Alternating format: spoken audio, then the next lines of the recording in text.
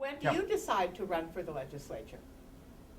Well, I ran for the Constitutional Convention. Oh, you had First. to be elected Oh for yeah, that. we were elected. Oh, okay. And we were elected on a nonpartisan basis, Uh-huh. although most of us were known Republicans or known Democrats. Yes. But as it turned out, that was a very important factor in the success of our convention, I think. Even though we were known to be one or Yes. the other, the fact that we were not officially elected as Republicans or Democrats made it possible for coalitions really to develop Good. in a way that I think they probably could not have developed otherwise. So anyway, and that was just a natural for me because I was Yes. teaching state and local government Sure. law, and So you were already at Northwestern I was at that already at point? Northwestern, Uh-huh. right?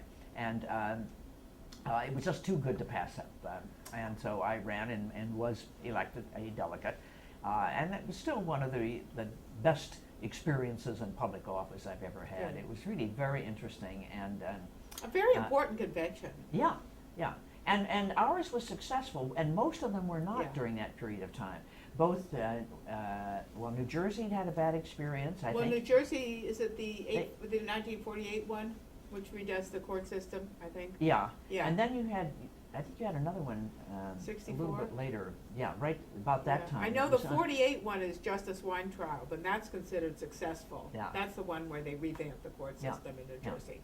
And Maryland had just done everything right. Uh-huh. And then its constitution, when it went on the ballot, was rejected by the voters. Oh, my. And so Oh, my the goodness. whole, and of course that was the time of Vietnam, of Yes, Cambodia. yes. Things were a little bit unsettled. Now, this so- is 1970, so you're sitting... 69 and 70. Yeah. Yes, so you're sitting in Chicago in the middle of the convention and the riots in Chicago, right? Yeah. Yeah. Anyway, but one thing that was fascinating about the convention, and one reason why I say that it was such an exhilarating experience. I mean, it was not exhilarating while you were going through trying to get all these things worked out. You were exhausted and mad and everything else, but by and large Yeah. it was. And we wrote what probably was then and may still be one of the strongest Bill of Rights of any state constitution. Yes. You know, we added a mini equal rights amendment. Yes. We protected the retirement rights of public employees. Yes. We had non-discrimination provisions all over the Right, place. right. It was Right. really just Right. an incredible Bill of Rights. That's Yeah. amazing. And no trouble getting it passed, right? Well, I wouldn't say there was no No trouble, trouble, uh-huh. but we did have a lot of support that turned out to be very helpful, and it did pass. And one of the things that we did that made it possible, it's interesting, and Leigh, you would be particularly interested in that. I've had a phone call over the last, maybe 2 months from someone who's working, one reporter and then one staff person. Yes. The staff person works, as I understand it, for the governor of New Jersey, because they're going through having the possibility of having a convention again. Oh, really? Or at least doing something Really? to their constitution, and they wanted to Interesting. know about our experience. Oh, interesting. And then one of the reporters wanted to write up about it. So I spent a lot of time on the phone talking to New Jersey folks Oh, interesting. about it. But one of the things that we did that turned out to be, I don't know how we were so smart as to figure Yes. out how to do this. Right. We took 4 controversial issues, and instead of writing the majority convention position into the basic document, we gave the voters a choice. So you gave them four Yeah. different electoral things they could vote for? One was, should we continue to elect our judges, or should we adopt the Missouri plan? Right. And that was highly controversial, of course. And went down. The 2B, which was the Missouri plan, went down, so we Yeah. continued to elect. The other was, should we retain for the election of House members in Illinois, our multi-member districts cumulative voting, which was quite unique to Illinois, and which had been designed by Joseph Medill back in Oh, really? 1870 to try Really? to provide minority representation. Right. And he meant not racial minority, but political party Right. minority representation, and it essentially had done that. And should we? And what happened with that? The voters chose to retain that system, and then it was changed by amendment a few years after that.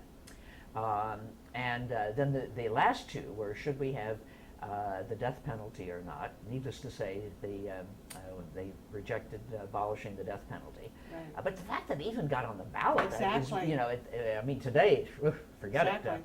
And the other, How close was the death penalty one? not that close. It was, as I recall, it lost by the biggest margin. Really, But yeah. the fact that it was like, Yes. I want to say Six- 41% or something That's like pretty that. good. Yeah. I may That's be a little pretty high good. on that. I'd have to go back and check. Yeah. But because It was not a total disaster. Yeah. I mean, it wasn't like, 75 to 25. Sure, Yeah. sure. Yeah. 40%'s pretty good Yeah.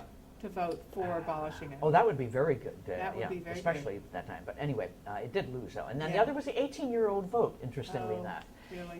And it lost. And then, of course, Really? the U.S. Constitution was Yeah. later amended. And I think probably it lost because, again, remember the time that this was being The voted war. on in The war.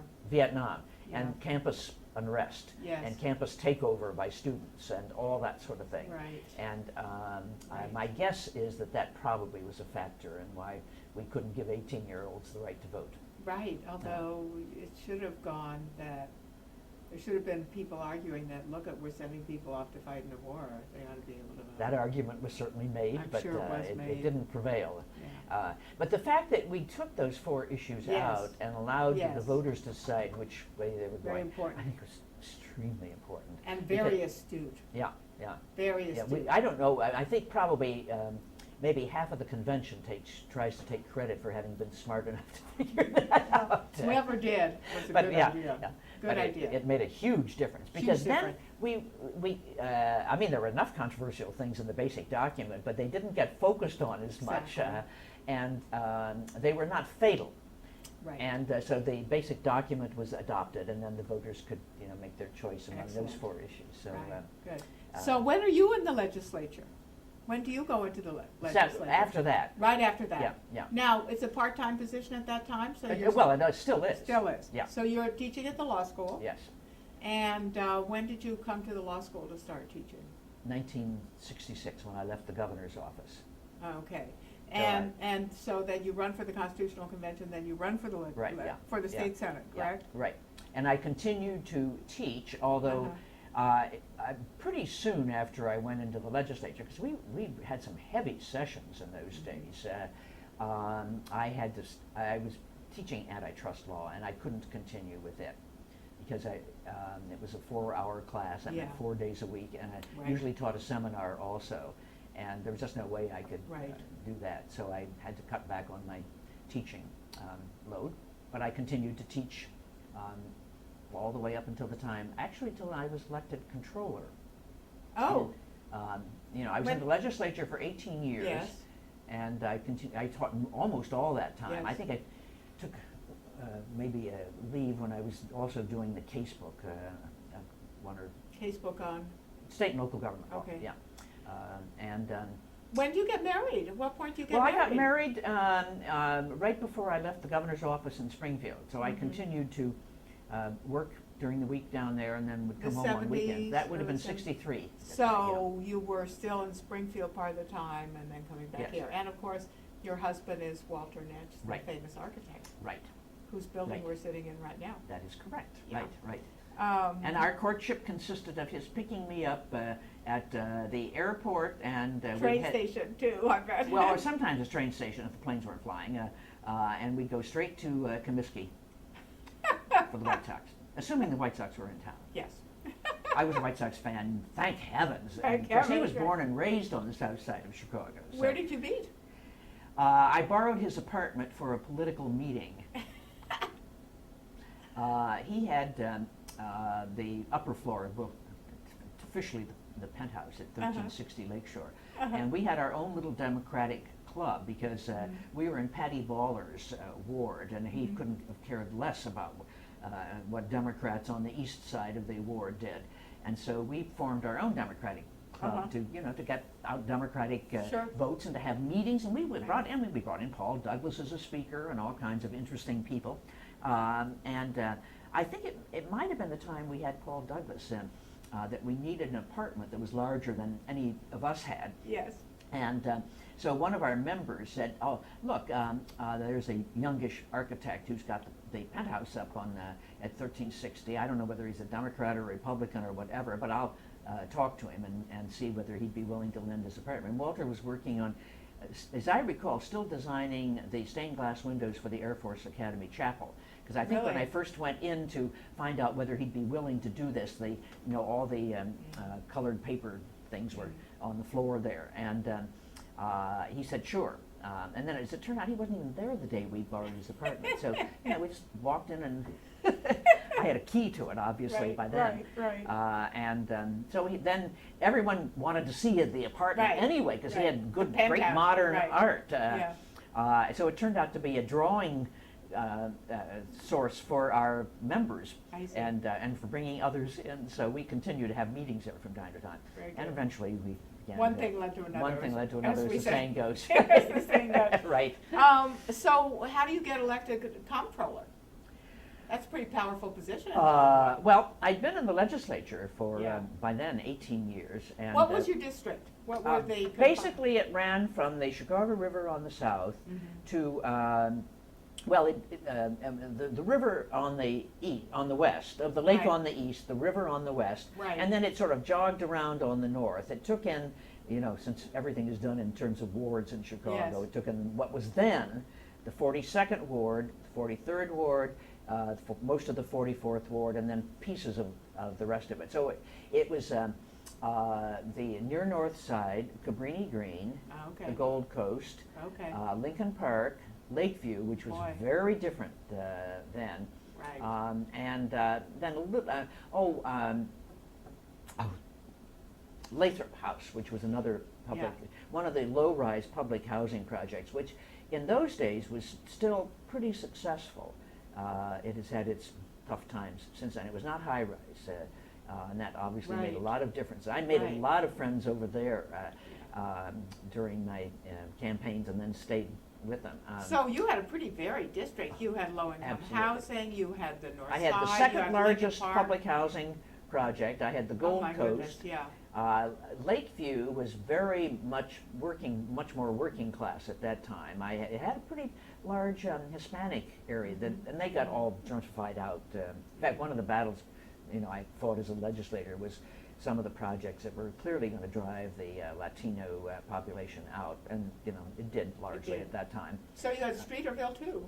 Yes, Streeterville, yes. So you had the law school? I had the law school, yes. Yeah. And the hospital? And the hospital. Wow. Right. But really wildly diverse, probably the most diverse in the state. And who were the aldermen you had to deal with? Let's see. I think Bert Nataris almost from the beginning in the 40s. No. In the 42nd Ward. George Dunn was the real power, though, in the 42nd Ward, and I had all of the 42nd Ward. And the first time I ran, for the state legislature, I ran against the machine. I see. And beat him. How'd you get elected? Well, we took him by surprise, I think. The machine was not trivial. To run against the machine was not trivial. Especially in a one-on-one. Now, in the same election, Jim Houlihan, who is now the assessor, had decided to run for the state house, but we still had cumulative voting in those days, so we knew there was a good chance that we might be able to elect him. But I don't know what cumulative voting is. Well, every legislative district had one state senator and 3 House members, and every voter for the House had 3 votes. And you could vote all 3 for one person, or you could divide them 1.5 and 1.5. For the state assembly. For the state house, yes. Yeah. I think you could technically even do it 1, 1, and 1. Right. So in the primary, what it meant was that a challenger to the machine, if he could get enough people who would, quote, bullet, that is, give all 3 of their votes to that independent Democratic candidate, the independent Democratic candidate might well win the nomination. So you mean one person could have 3 votes? Yeah, from each voter who voted for him.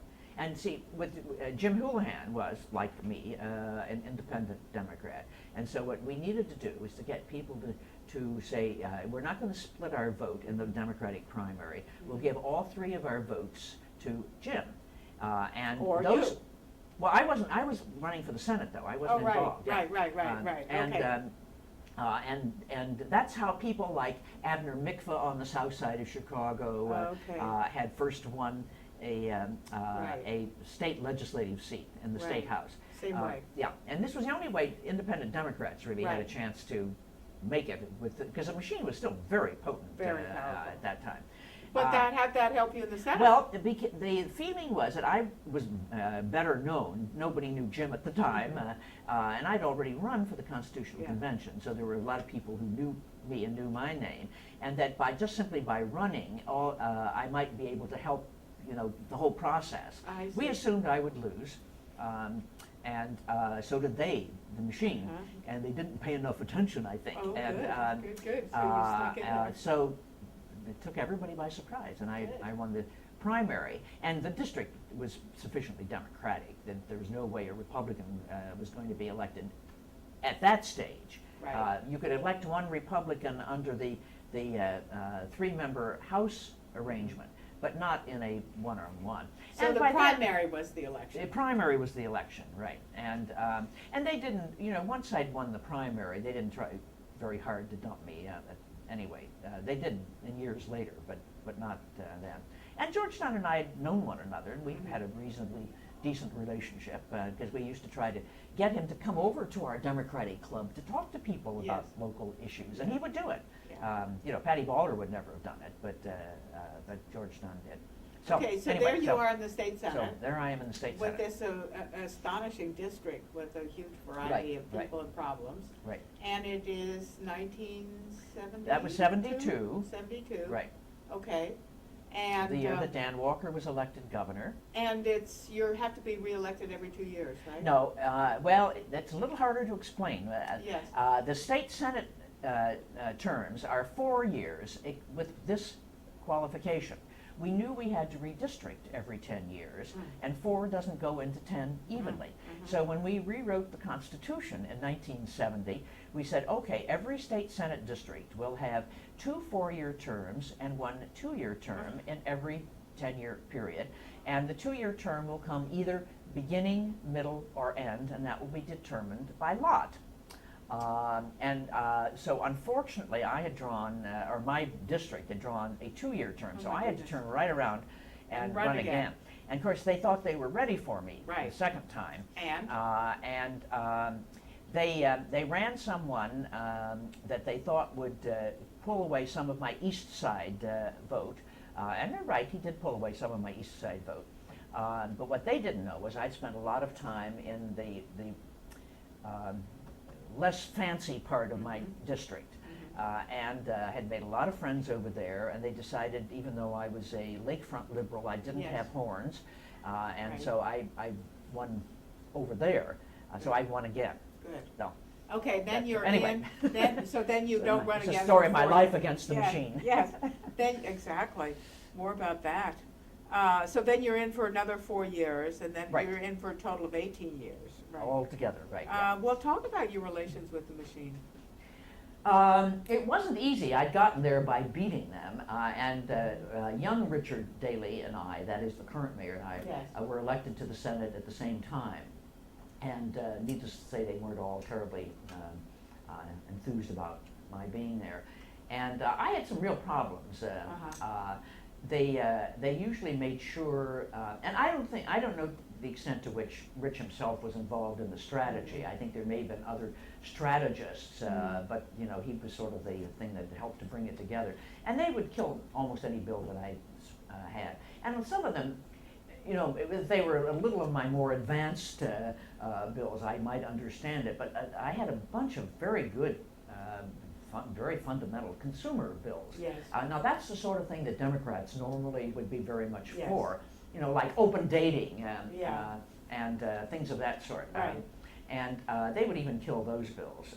By open dating, you're not referring to boy girls. No. I mean dating on food products. Exactly. And things of that sort. I mean, it's very Who could be against that?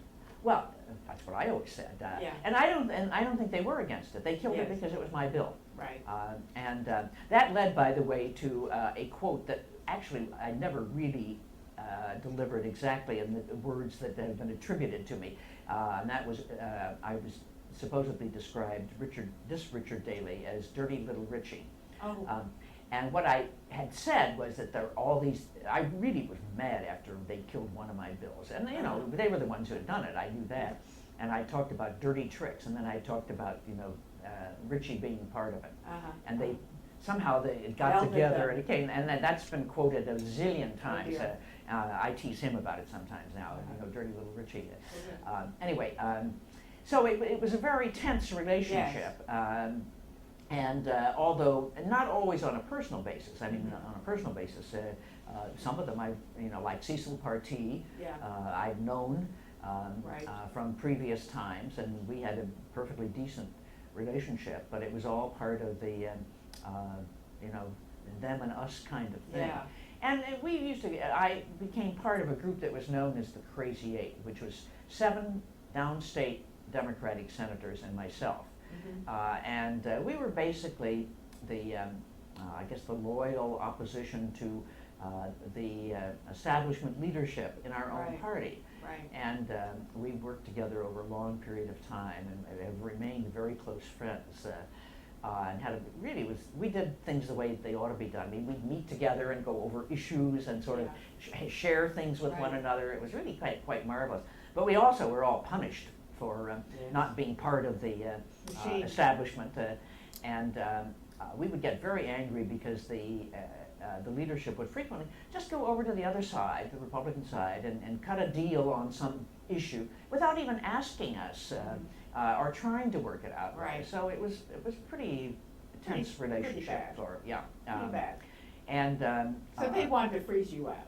They wanted to freeze us out or make us really just behave and be good, compliant members of the legislature the way they were always used to having people. Exactly. And we weren't that way. Yes. So how do you, when you run for comptroller, what happens? Does the machine oppose you? Yeah, there was, let's see, how many of us were there in the race that year? There were 4 or 5 of us who were running that year. And is it the same deal? Pardon? Is it the same sort of thing that the primary is the race? Oh, no, because this is a statewide office now. Okay. So, no, absolutely not. Okay. You know, you're running statewide, both in the primary and in the general election. Okay, so and first I didn't have any official support in the primary, but and there were 4 of us, I guess, in the race, but I won. And then I didn't have any problems with Democratic support at that point. In the primary. But once I'd won the primary, the Democrats didn't have any interest in cutting me out at that stage. I don't think they had any terrible interest in electing me either, but but I had a fairly tough general election also, and but I won. Yes. And so I became comptroller. And in fact, it was the first woman who had been elected to a state constitutional executive office, right? And that's the office where you control all the money in theory, right? Well, you pay all the bills and issue all the reports and sort of figure out who gets paid. It was a terrible time to be comptroller in one respect because we had a fiscal crisis, which was not generally known until I got in office. And I remember going over to talk to the guy who was sort of running that office at the time, the staff person. And I mean, I knew things were relatively bad because I was sort of a fiscal groupie long before that. But he said, sit down, it's much worse than you think. We haven't got enough money to pay the bills. And it was that way, that was a recession period. And we literally I would be sitting on, many days, $500, $600 million of unpaid bills that had been all processed and were just sitting there, except we didn't have the cash to pay. Our balance in the general revenue account, general funds account, which is the basic bill paying part, went down overnight to what was it, $8.31. Now that was a mistake. That was a computer glitch that happened. That really, but it allowed me really to try to get across to people a message that was being very difficult to get across. That is, the state is in terrible financial condition, and you know, we're having to borrow money to pay bills, which is the last thing in the world government should ever do. because we were already borrowing from all of our vendors by not paying Right. them on time. Right. And, you know, it was just a mess. Bad. Now that you but- have the income tax at that point, right? Oh, we had the income tax since 1969. Mhm. Yeah, so, Mhm. but revenues were falling off all the way across the board, falling off from projections Yeah. at least, and they simply weren't keeping up with the growth rate. And of course, there's always a growth in expenditures because, you know, you have salary adjustments that are built into the Sure. union contracts. You have, well, of course, the thing that's killing everybody again today, and that is the increase in healthcare. Yeah. And that was a major factor Right. also. So And it was a in- and in very difficult entitlements, time. yeah, very and, difficult. Now, So and it literally, could you address some of those problems? Well, Or did you not have authority? I didn't have the authority to do that except to, you know, to try to make a rational way of who gets paid on what Yes. day.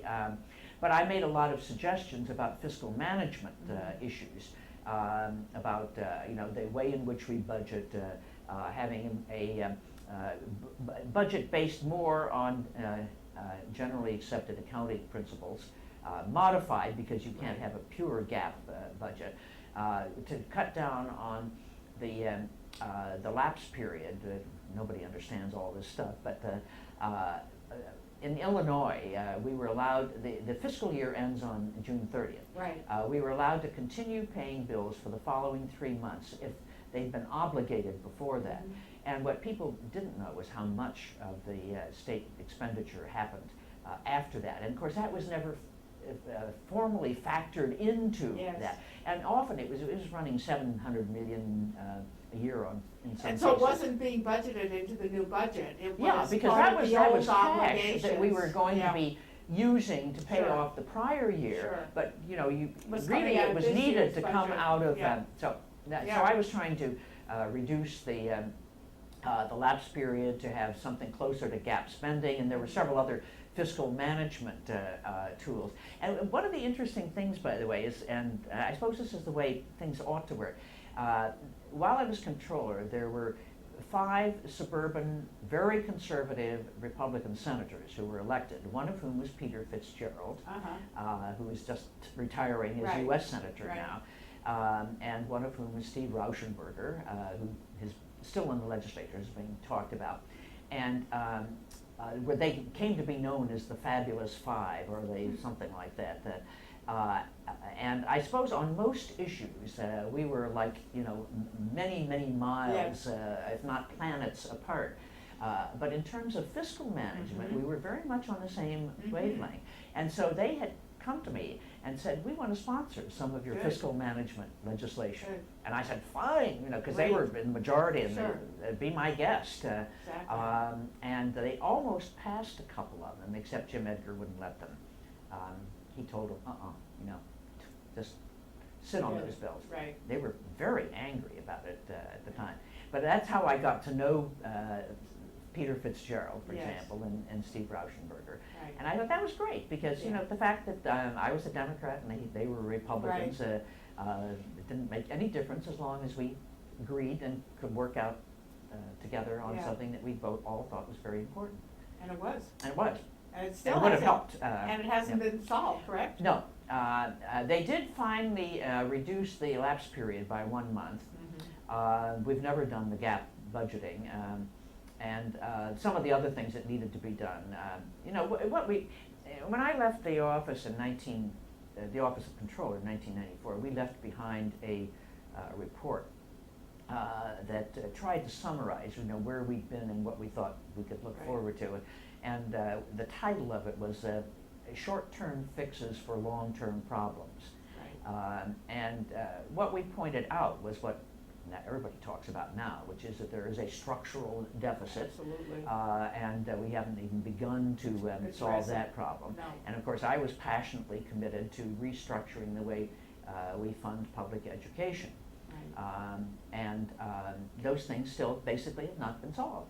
No, And, they haven't. and this recession that we're just sort of slowly growing out of was, in a sense, much worse even than the one that hit us in the early years that I was controller. In some ways, they were both really very severe. but the numbers are much greater now. And I think in a sense the severity really would have to be marked down as much greater this time. We never actually had revenues year over year decline in the years that I was controller. In this go round, there actually have been 2 years,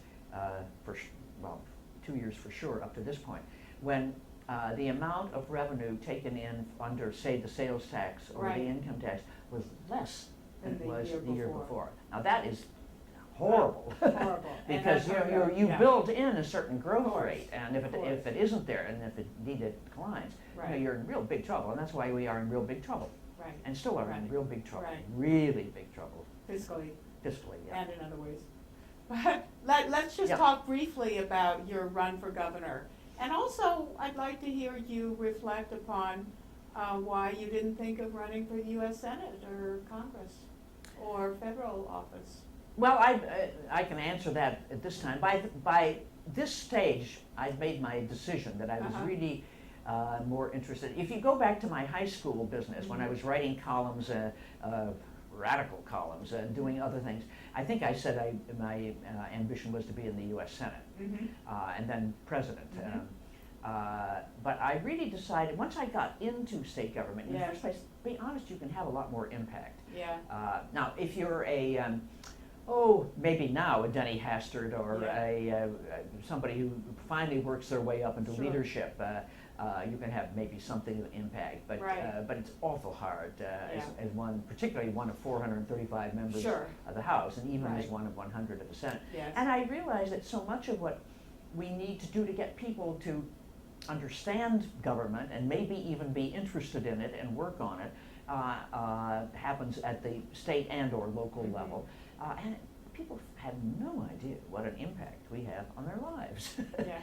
Particularly, I think, state government. I think it's kind of the great unknown. I think so there too. was a period of time when, primarily because of antiquated state constitutions and before redistricting, when the states weren't doing very much. I mean, they really were like, the sleeping giants. Sleeping giants, And that's changed now to a very considerable extent. And but most of the criminal laws are digitized.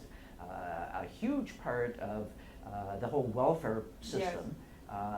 Some of it may be funded by the feds, and they make some of the ground rules. Education is basically our responsibility. And a lot of social service entitlements. A lot of social services, and on and on. Housing. If at all. One of the problems is Illinois has always been, the state has never done anything really much in the way of housing for a long period of time. So you can get your hands on and do something. So I long ago abandoned any thought of federal. And was much more interested in this. So I must admit I would like to have been governor. Talk about that. Talk about running for governor. Well, I decided after 4 years as controller that it still was necessary to have the bully pulpit. And of course, one of the things I was very committed to was restructuring the way in which we fund education, and along with that, doing some restructuring of the way we raise revenue generally at the state level, but mostly just, I'm so committed to public education now. And I always said, number one, I know that money alone doesn't give us good schools and high test scores, but if I, as a public official at the state level, am not doing my job by making sure that there are adequate resources there, then I have no right to complain about the school teachers or the school principals or the school districts for not doing their job. And all of us then have got to pitch in and find out a way to get the parents to do their job. But as I used to tell as I was campaigning, I said, I can't pass a law that requires the parents to, take good care of their children. Take good care of their children, turn off the television set, be supportive, be role models. There's no way that I can ever do that.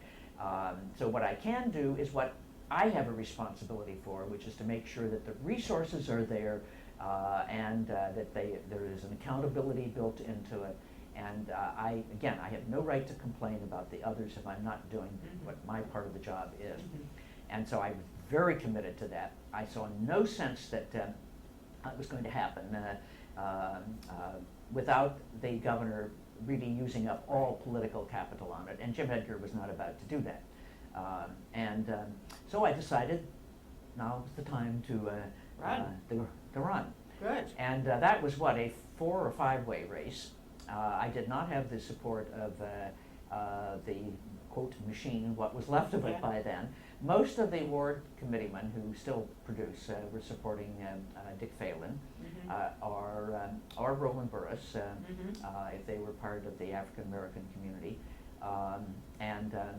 I started out probably almost at the bottom of the heap. Didn't end up there. Didn't end up there, right, yeah. And I would hate to tell you, but one of the reasons why was a television ad. On the death penalty? No, I mean, but that got me going was the pool ad. The ad in which I was shooting pool. Oh. You never saw it? I never saw it. We didn't live here then. What is this ad? Oh.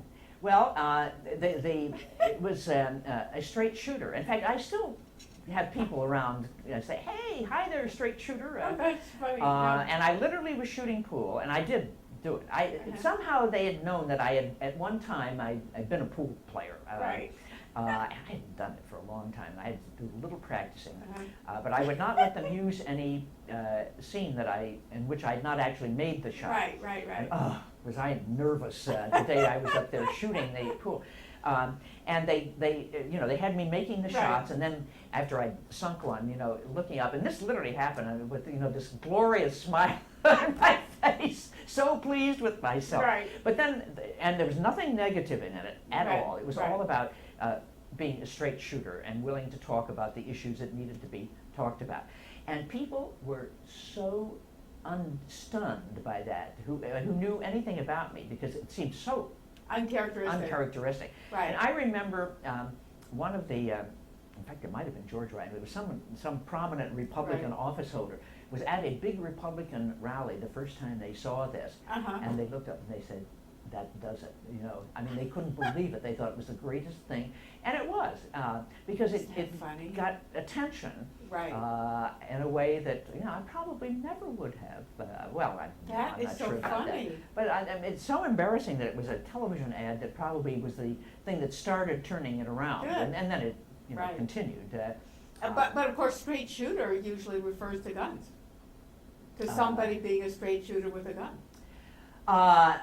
But nobody ever made that, God knows not with me, made that connection.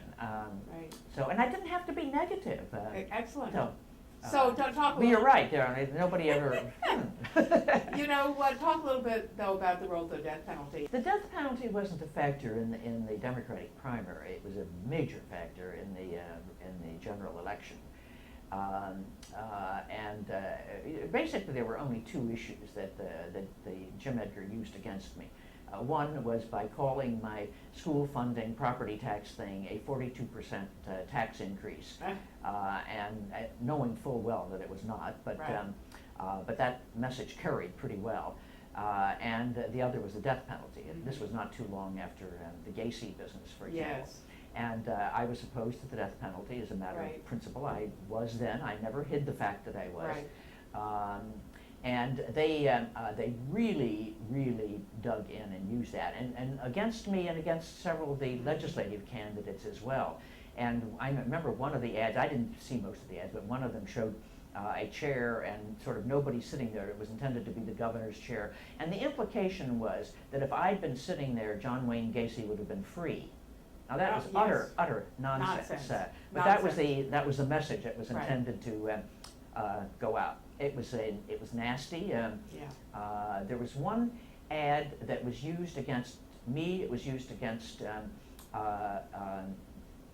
Brown, who was running for governor in California. It was used against even Ann Richardson, who'd already executed more people than the rest of the country put together. All 3 of us were candidates for governor at the same time, and the same people had done this ad, and it showed a man stealthily getting to a woman who's obviously going to rape her and kill her, and basically the argument was that we would release this person.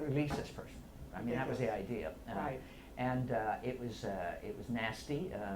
I mean, I can understand, you know, it's probably legitimate to say she supports the death penalty and I don't, and you know, that's an argument that can be made, but it was really, really ugly and dirty, and particularly at that time. And you know, when I went downstate a couple times, I was talking one time to the Federation of the Chiefs of Police and another time to one of the other police groups, and I told them what my position was. And I said, look, I understand you're not going to agree with it, but don't ask me to lie and tell you that I am supporting the death penalty. I don't. Now, I know it's not going to be abolished. Exactly. And I haven't even tried in the 18 years I was in the Senate to do it, because I knew that that was not a majority position. I don't have any sense that that as governor I would be allowed to commute every single one, no matter what, although that's what George Ryan eventually did, because I can't impose my will entirely on an issue that's important. But I am not going to change my position. I think it's wrong, and any opportunity that's appropriate, I would speak up on that. And I had some of them come up to me afterwards and said, oh, we don't care if that's your position, you know, as long as you're not leading the battle to abolish it. Yeah. And I said, it wouldn't make any difference if I did lead it. It wouldn't, it wouldn't take place. And they were fairly nice about it. But it was a devastating issue. Devastating. And of course, that was a year, as you said earlier, when Democrats lost everywhere. We lost everything. Yeah. Everything. Yeah. Ann Richards, this is always the way of explaining it. She was an incumbent Democratic governor. She was very popular. She had very high approval ratings, high enough that most people in office would die for ratings like that. She had no problem on the death penalty or anything, law and order, although they used the issue against her anyway, just because she was female. And she was just as tough, and she lost. We all got wiped out in '94.